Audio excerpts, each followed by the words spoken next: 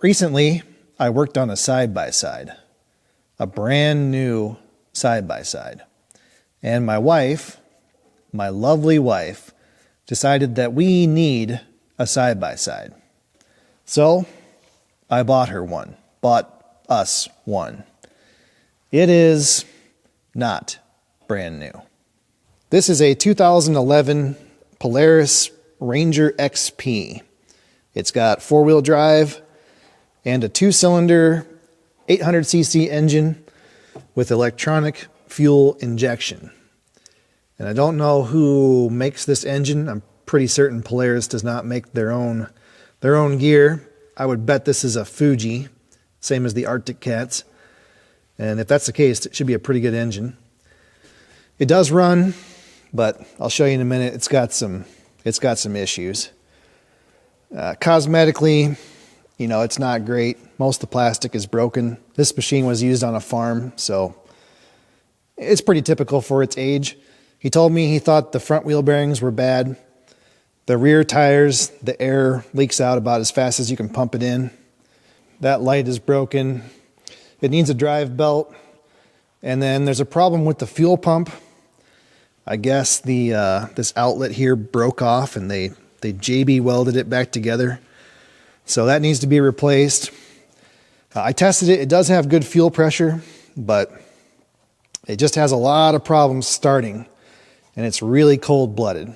So let me show you what it's doing, and we'll, for what we're going to do with it, it doesn't make any difference. So the fuel pump comes on, primes up to 35 psi, nothing wrong with that.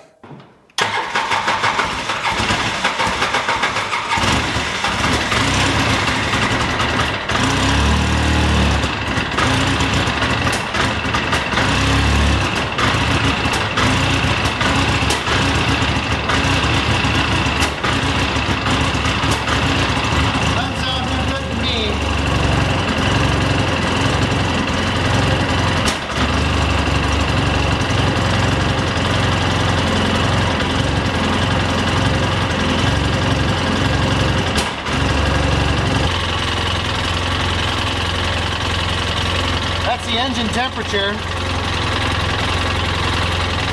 It seems to be correct.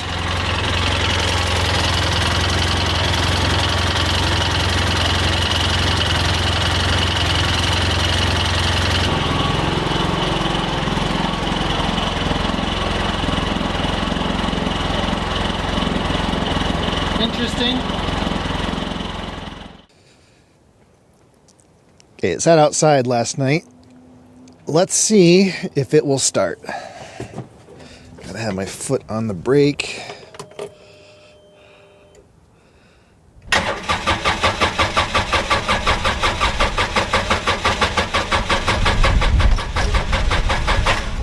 That's pretty much what it does when it's cold. It started pretty good the other day, but it was in the warm shop. For reasons that are not entirely clear to me, I find that if I just put my thoughts on paper, a lot of times it leads me where I want to go. So here's our problem. It starts hard. Sometimes it won't start at all. If you do get it started, it runs rough and it won't idle. And it seems to be worse when it's cold, but then once the engine's warmed up, it runs fine. It'll keep running fine all day and it will restart without a problem. So my first thought was coolant temperature sensor. This is classic symptoms. So normally, if the coolant temperature sensor is not working, it acts like a carbureted engine where the choke isn't working.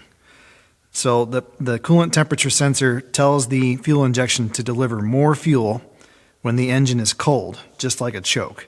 And if the coolant temperature sensor is artificially reading high, it won't put in enough fuel to get the engine started. But then usually if you can get them running and up to temperature, they'll run fine. The problem is that the temperature readout on the gauge cluster seems to be working fine, so I don't think that's the problem. There's also what's called the T-map. It's basically a map sensor, manifold absolute pressure. This is a speed density engine, but the T means it also has a temperature sensor, so it's measuring the air temperature, and that also can cause this same problem where it acts like the choke isn't working. The problem with that is the air temperature doesn't really change as the engine warms up. So I don't think that would explain why it only happens when it's cold and not when it's warm. This is also a classic symptom of valve clearance issues. These ATV engines, they're notorious for this. I don't know what happens. The valves sink into the head or something, and pretty soon you don't have any valve clearance. And then if you let it go long enough, you actually get reduced compression. And the symptoms are usually kind of sputtering, and they'll backfire, and they usually act like the timing is off. And most of the time you just adjust the valve clearance and they snap right out of it. The problem is this engine, as far as I can tell, has hydraulic lifters. And I have read some horror stories about the oil pressure regulator on these engines. I guess they're prone to failure, and they can overpressurize the lifters and cause problems. I don't know how we could test for that without, I guess, tapping into the oil pressure system and doing a manual reading. We could have some kind of other bogus sensor issue or the ECM, and the symptoms could be anything. There's no check engine light on. It doesn't have any codes. Also, this is a very simple fuel injection system. There's no mass airflow sensor. There's no oxygen sensors. There's no catalytic converters. I think the only sensors it has is the map sensor, the coolant temperature sensor, and the throttle position sensor. And that's really all it needs, crank position sensor. That's all it needs to run. So the next thing, or the last thing, would be the fuel pump. And he told me when I bought the machine that some part broke off the fuel pump, and they epoxied it back on.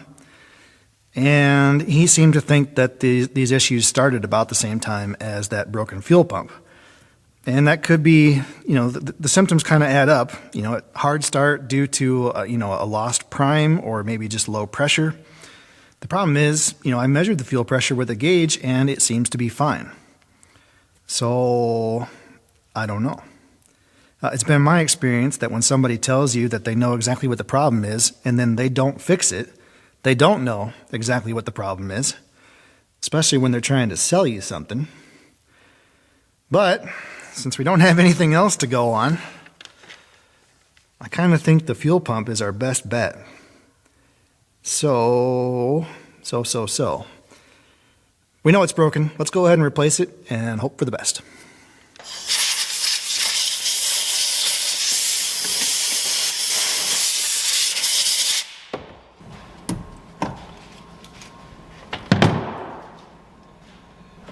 See how much this thing's gonna leak.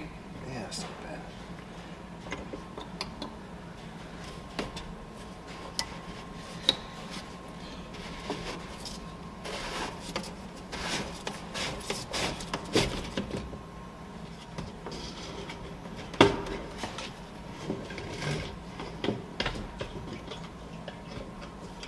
I'll tell you what, this repair looks pretty decent.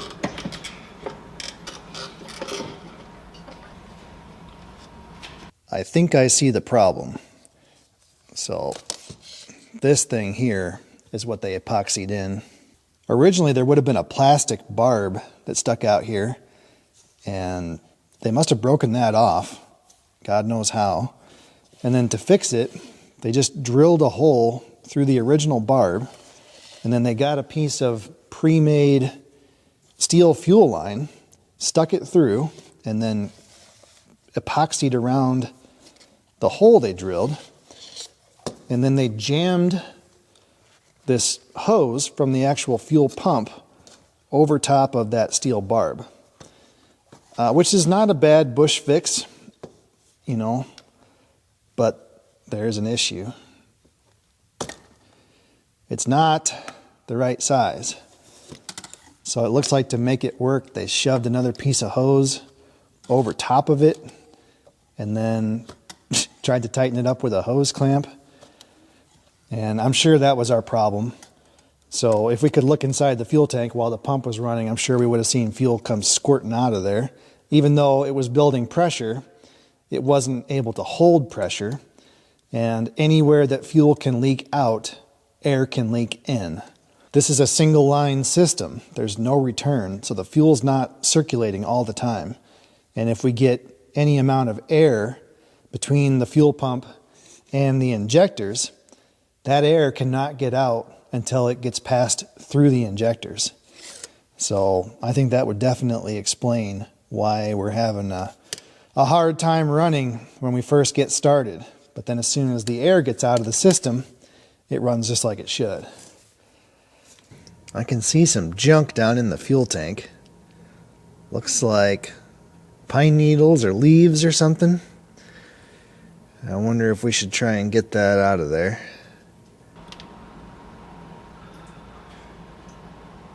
That's not gonna work. Pretty sure that's not supposed to be there. Most of the fuel ended up on the machine, on the floor, or on me. I did manage to save a little bit of it. So the question is, will my hand fit?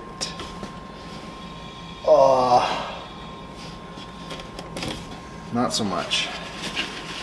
I would try the shop vac, but having read Dave Barry's Complete Guide to Guys, I don't think that's a good idea. You know, maybe the answer is a person with a smaller arm. Stand by. I don't wear this outfit to reach into a gas tank. What? Like, show me what I'm doing. You just need your small arms to reach into this cavity and extract the plant matter that is lodged in the bottom. My arm will not reach. You're the one who wanted a side-by-side. Yeah, I wanted one that worked. Well, you should have known better. Don't worry, she has Hufflepuff layers. You're doing a wonderful job.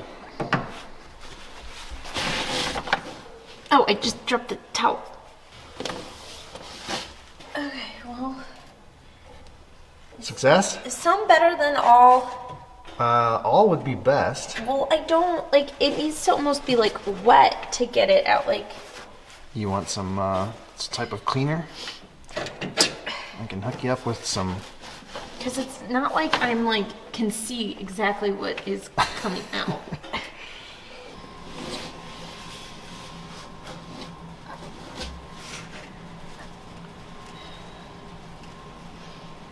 Alright, I think that's gonna be good enough. Unless you absolutely want me to keep trying. Nope, we're gonna take your word for it. Okay. We're not even gonna check. Alright, that's all we need. Thanks for your help. Yes, I know it's cold. I did have to use the shop vac. Don't tell my intrepid helper. But now, it is squeaky clean. So I think what I'm gonna do is pour that fuel right back through this big opening in the top. That way I can maximize the amount that I spill on the floor.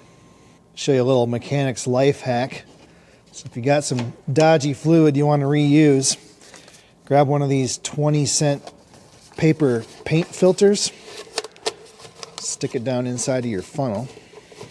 Should nest in there real nicely, and that will strain out the bigger chunks. You want to take bets on how much of this I spill? This container was definitely not designed for pouring.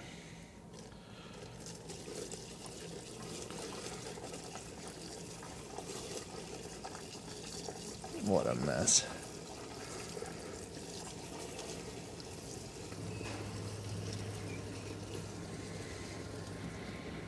All right, not too shabby. Oh boy. Oh, there we go. Oh. I'm gonna have to burn these clothes.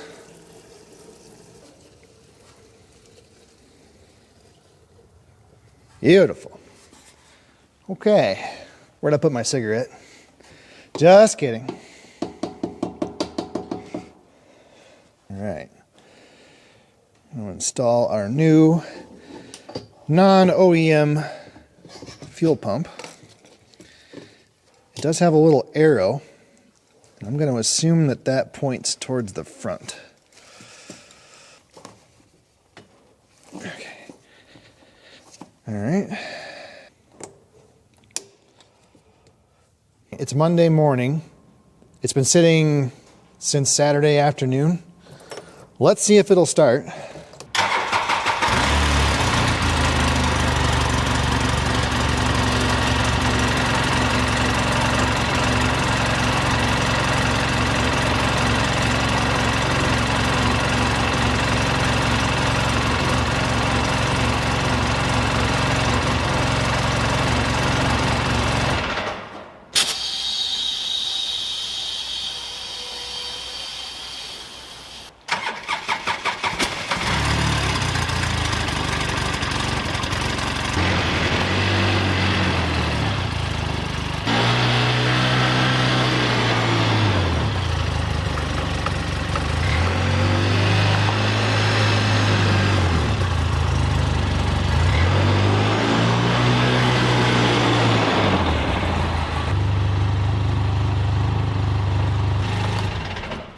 It started, it's charging. I think we might have fixed it. All right, we got to do something about the tires. They go flat in about 15 minutes. And they're leaking from everywhere.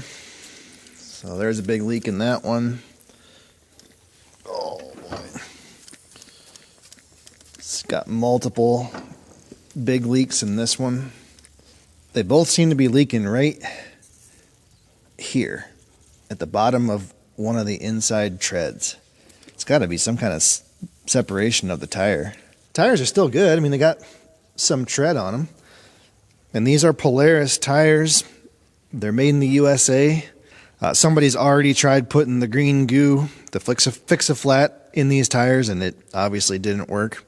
I think a tube is our only option. I know that's not recommended for these, especially on the rear, because the tires can slip on the bead and tear the tubes apart, but I think it's our only option. The machine actually came with a spare set of wheels and tires, and the tires have pretty decent tread, and they don't leak, at least not as bad as the ones that are on it. The problem is they're the wrong size. So these are 25s. The machine currently has 26s, and they're also the wrong width. So I don't know. I don't really want to put smaller tires on it. I picked up a couple of tubes. They're not exactly the right size, but I think it's close enough.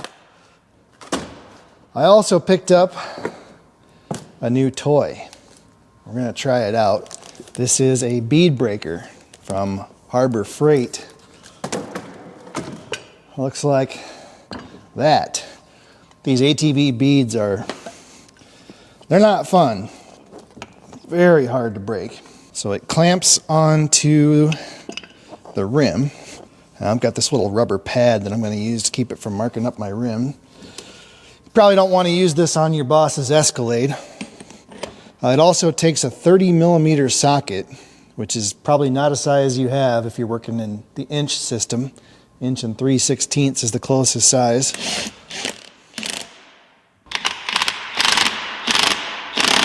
There we go.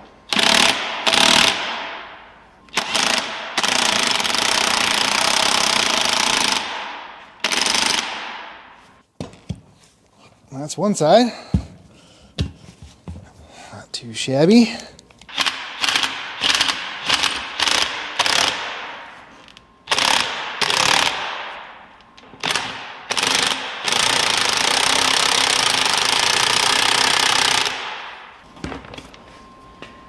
I think that's it. Tell you what, that thing works pretty good. It's kind of pricey, $100 for that thing, but it is pretty beefy. There's one little problem on mine. When you back it up, the foot kicks off to the side and then it gets caught. So I gotta kind of manually rotate it back. That's not ideal. I think maybe if I just ground the corner off there, it would slide past. Not a deal breaker on the bead breaker. Yeah, I kind of like it.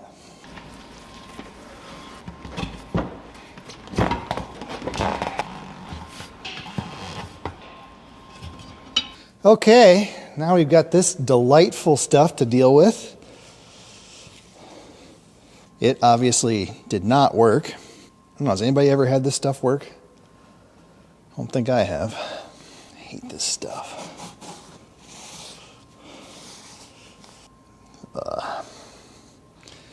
Plus it's an ATV tire, so this thing's been plugged more times than... Well, let's not go there. It's been plugged a lot of times. I've decided it's clean enough.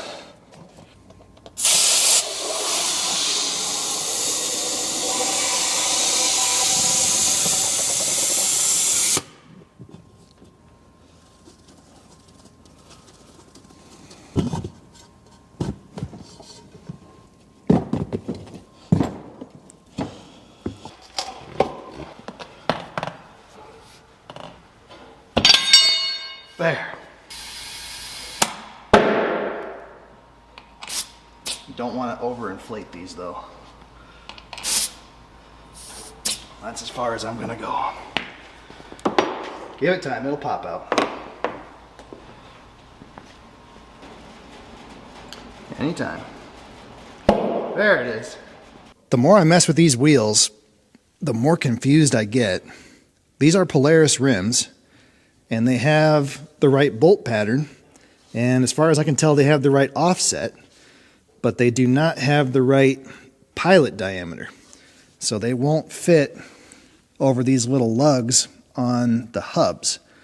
So to get around that, they used a wheel spacer.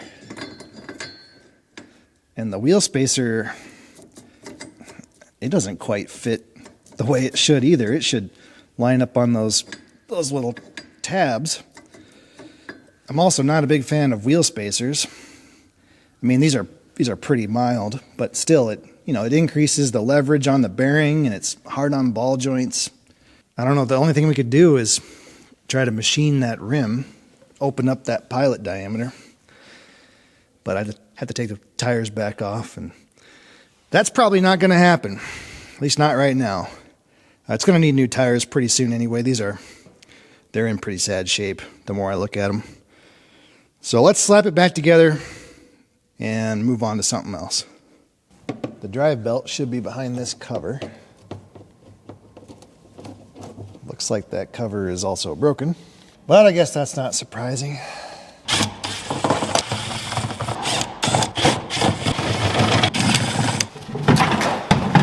Good thinking, Polaris. Making that removable.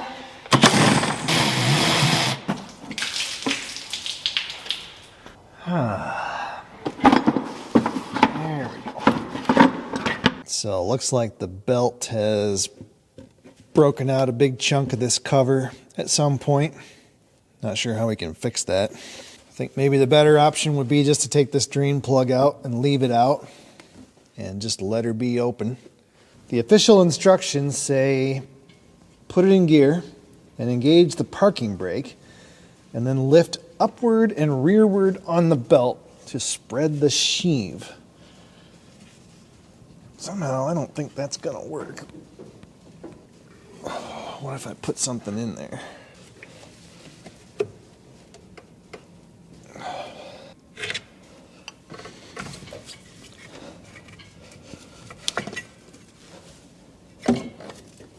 Okay, well, here's our new belt.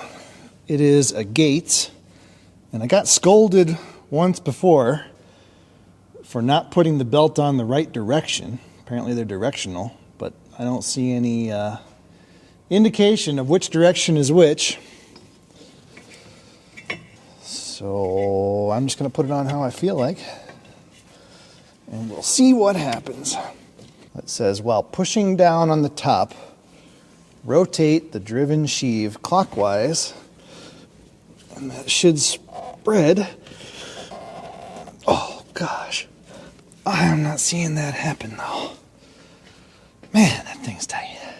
Seems a lot easier when I watch other people do it. As far as I can onto the driven, and then press down so the belt pulls down on the sheaves and spreads. All right, I'm done asking nicely.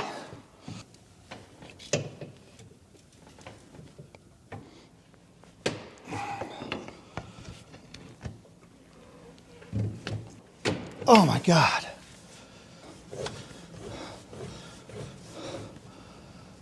That's ridiculous. I guess that's it.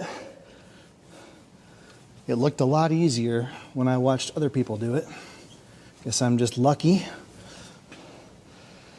Anyway, I don't think I hurt it too bad. We'll put the covers back on and move on to something else. It does appear that we have a hole in the airbox. Looks like maybe that's the parking brake cable rubbed its way through the bottom of the airbox. So at some point we might want to do something about that.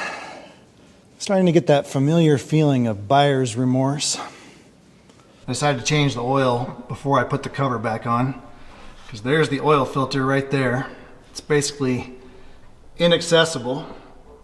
I'm not sure you could even get it off without one of these sockets. Polaris likes this special 5W50 engine oil.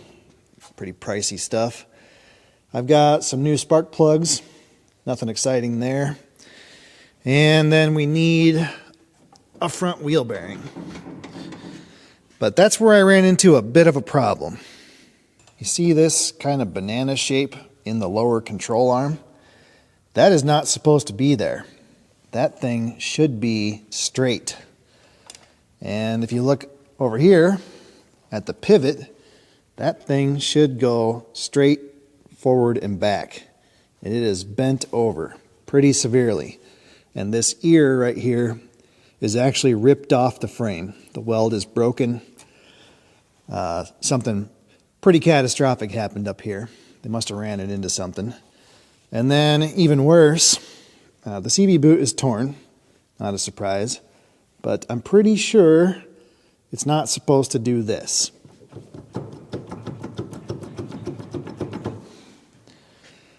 I think something is majorly shelled out in the front differential. I shouldn't be able to just move that thing willy-nilly. And it's pretty much the same story on the other side. This one might actually be worse. So same banana shape in the lower control arm. This one still has the shield, which is now rubbing against the CV boot. The inside CV boot over here is also torn. And then that's not so good. The control arm's also broken here at the pivot. That's not good. I knew it had a bad wheel bearing, but I didn't know about all the other problems in the front end. I guess I should have looked a little closer when I bought the machine.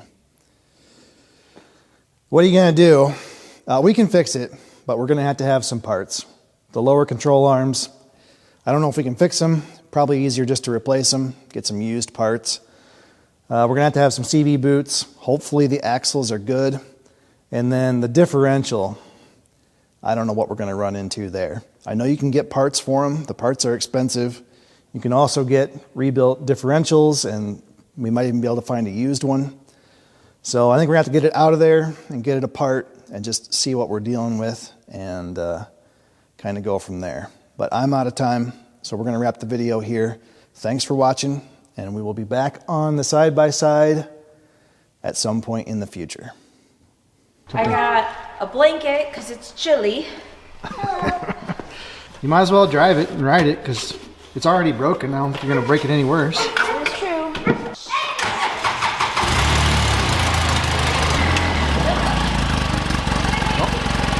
Don't run me over. It doesn't really reverse. I should have bought the 4-seater. Yeah.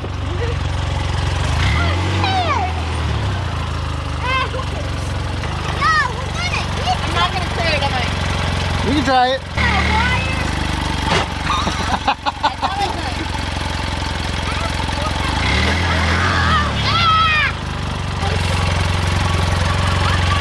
I can't wait. Thank you. All right, here we go.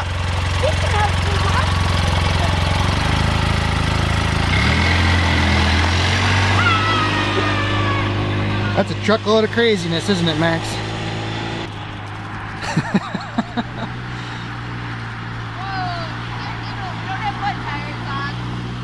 I above 10. Look at my hand. Try that.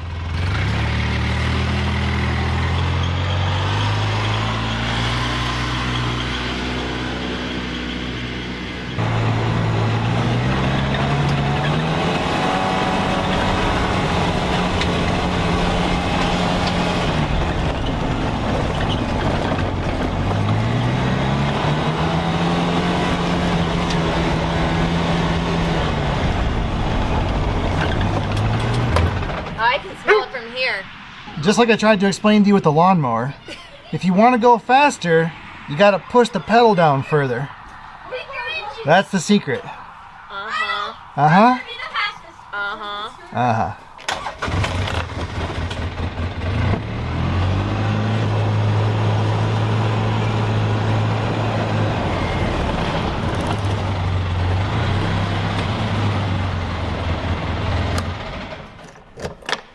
Okay, it runs and it drives. It's a little rough around the edges. Gotta get a new shift knob. The previous owner's dog had his way with this one. All right, now we're done.